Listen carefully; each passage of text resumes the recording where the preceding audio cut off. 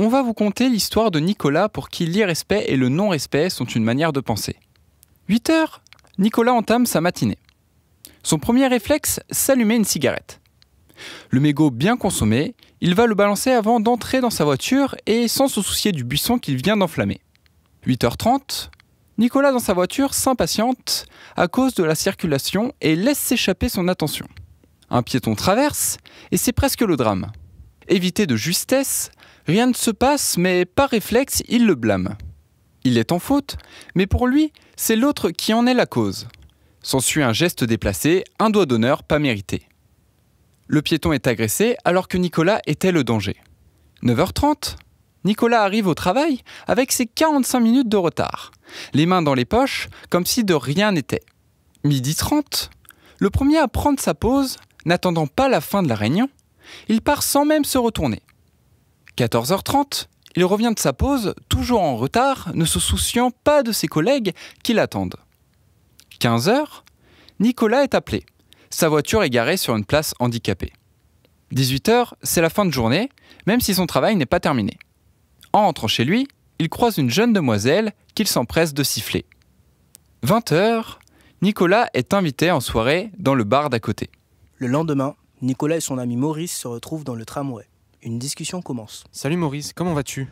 Faut que je te raconte, j'étais au bar hier soir et il s'est passé un truc vraiment bizarre. Ah oui, quoi donc? Écoute ça, j'étais en train de discuter avec Goulven et là j'entends quelqu'un casser un verre. Du coup je me retourne et là ce qui est vraiment une scène, c'est que je vois un japonais en train de s'excuser auprès du verre.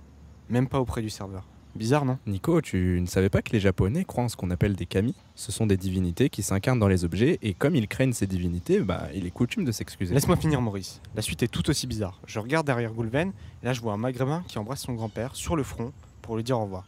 Normal, c'est une coutume répandue, tu voyages pas ou quoi? Attends, c'est pas fini. Non mais attends, je vais t'expliquer. On va parler un peu de respect. Tu sais, ce n'est pas bizarre, c'est différent de ce à quoi tu es habitué.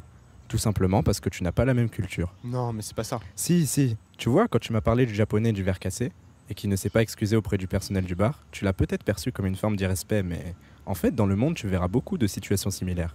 Parce que le respect, c'est quelque chose qui varie en fonction du pays ou de la culture. Ah ouais? Bah ouais, j'ai un ami brésilien qui m'a expliqué qu'il vous voit ses parents, tu vois. C'est curieux pour nous, mais chez eux, tutoyer, c'est mal vu. Pourtant, ils respectent autant leurs parents que toi. Merci pour cette discussion enrichissante Maurice. Mais là je dois aller travailler. Être dans l'irrespect ne fait pas avancer le travail, voire l'inverse, ça le fait reculer.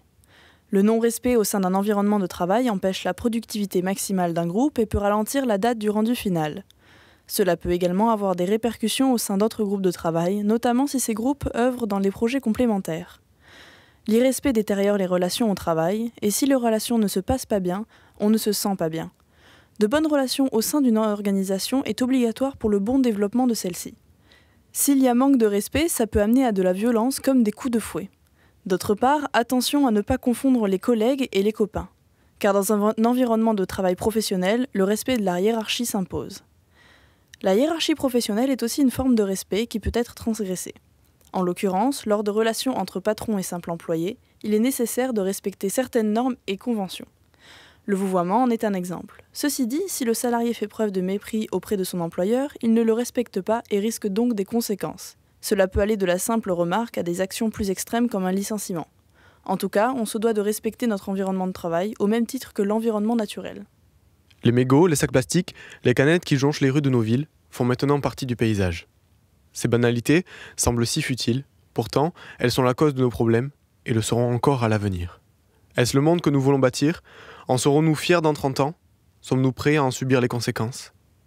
Au vu des résultats de nos actes passés, il devient essentiel d'accorder une grande importance à l'environnement. Même s'il n'est pas toujours si facile d'agir en conséquence, il existe des solutions. L'environnement touche à notre quotidien, et sans notre respect, nous le dégradons et engendrons un monde que nous ne voulons pas. Les générations futures ne doivent pas subir le même sort que nous. Nous nous sommes donc posé la question, comment respecter notre environnement? Nous avons récolté plusieurs solutions auprès d'un large panel de personnes, et Maëla, ici présente, va vous en résumer quelques-unes. Nous avons discuté avec environ 20 personnes pour partager un maximum de solutions et de façons de respecter la planète. En est ressorti quelques grandes idées ciblant quelquefois des sujets assez inattendus. Comme Théo l'a dit précédemment, la pollution fait partie de notre paysage quotidien. Et pour s'en débarrasser, les petits gestes ont de grandes conséquences. Respecter son environnement ne se restreint pas seulement aux déchets. notre consommation est notre responsabilité. La fast fashion est responsable d'une grande partie des gaz à effet de serre. Ainsi, en achetant en friperie et responsable, notre impact serait considérablement réduit. L'alimentation suit le même chemin. En étant conscient de ce que l'on consomme, nous évitons le gaspillage et par la même occasion, n'encourageons pas la surproduction. Certains pays en sont plus conscients que d'autres, comme le Japon, qui voue aux objets un grand respect. On observe donc que la culture est parfois la source de ce respect. La culture correspond à ce qui est appris, transmis, produit et inventé. Elle rassemble des savoirs qui se transmettent à travers plusieurs supports, de génération en génération. La culture est transmise de personne en personne, que ce soit pour transmettre des notions d'art ou de partage. Toute transmission de savoir est gratifiée et respectée. L'homme qui transmet ce savoir est respecté. C'est une question de hiérarchie intellectuelle, une hiérarchie qui fait appel au respect. Les édifices qui tapissent les territoires composent le paysage international. On qualifie de patrimoine les biens matériels ou immatériels, issus d'un héritage des générations qui nous ont précédés. Le fait de construire notre futur tout en conservant ce patrimoine est une preuve de respect. On évolue, s'améliore, tout en se souvenant du passé. L'histoire a démontré à maintes reprises l'utilité de la culture dans la résolution de problèmes sociaux. En effet, elle amène une cohésion au sein d'une communauté qui sera ensuite partagée grâce aux vecteurs artistiques. Par exemple, la musique, et notamment le blues et le jazz, ont agi comme levier contre le racisme systémique envers les Noirs. Encore de nos jours, la culture soutient des causes qui le méritent, comme la discrimination, la xénophobie ou l'exclusion sociale. L'art collectif semble être un véritable moyen de promouvoir la notion de respect. Mais le respect prend plus de sens lorsqu'on se retrouve à plusieurs, et notamment en équipe, lorsqu'on doit collaborer. Comment garantir le respect au sein d'une équipe ? Un bon moyen d'induire du respect dans un groupe est de créer de la sympathie entre eux. Pour ce faire, il est possible de réaliser un icebreaker en début de projet, d'échanger autour d'un café lors des pauses, voire de se retrouver lors d'activités indépendantes du contexte professionnel. Un autre vecteur de respect est l'empathie. Pour obtenir cette empathie, il convient d'apprendre à connaître nos collaborateurs et donc de les laisser s'exprimer, d'être à leur écoute, par exemple lors de moments dédiés tels que des stand-up. Lors de ces stand-up, nous veillerons à mettre en avant les points positifs dans le travail d'autrui, ainsi qu'à l'aider dans ses difficultés, plutôt que de le juger péjorativement.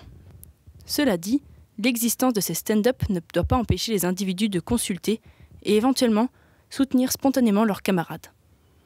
Ne pas mettre en place ces dispositifs, c'est prendre le risque de laisser certains membres s'enfermer dans leurs idées, s'isoler, et donc d'ouvrir la voie à l'irrespect. En effet, si les individus ne communiquent pas, ils se méconnaissent entre eux, et peuvent donc s'attribuer mutuellement des explications fausses et péjoratives de leurs choix et attitudes. Dès lors, chacun est susceptible de manquer de respect à son prochain, pour finalement aboutir à une expérience désagréable pour toute l'équipe. Or, ces dispositifs peuvent rapidement être oubliés en raison de l'absorption dans le travail ou parce que la tension monte inéluctablement entre quelques membres de l'équipe. C'est pourquoi il est souhaitable de désigner un facilitateur dont le rôle est de veiller au maintien d'une posture favorable au respect et d'assurer la médiation entre individus en conflit.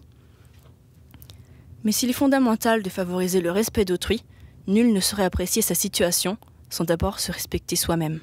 Nous sommes des êtres humains, avec des devoirs, des objectifs, des faiblesses et surtout des valeurs. Lorsqu'il s'agit de se respecter soi-même, il en va à chacun de prendre conscience de l'importance de cette qualité. Pour respecter les autres, ne faudrait-il pas d'abord se respecter soi-même ? Apprendre à s'écouter, écouter nos envies, nos besoins, les comprendre et les assumer.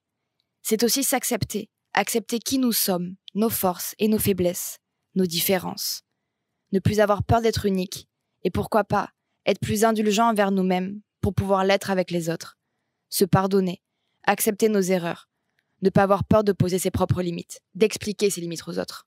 Se respecter suppose de prendre le risque de se définir, de se positionner, de s'affirmer et même de se confronter dans des rapports de force qui ne nous sont pas toujours favorables.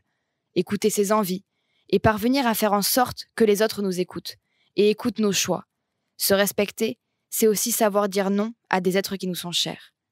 Connaître ses limites et savoir les imposer aux autres. Ne pas se laisser influencer par autrui à notre détriment. Je dois d'abord accepter mes forces, mes faiblesses et d'où je viens. Écouter mes besoins est la première des étapes pour avancer dans la bonne direction. S'ouvrir aux autres et se faire respecter, pour pouvoir ainsi respecter les autres.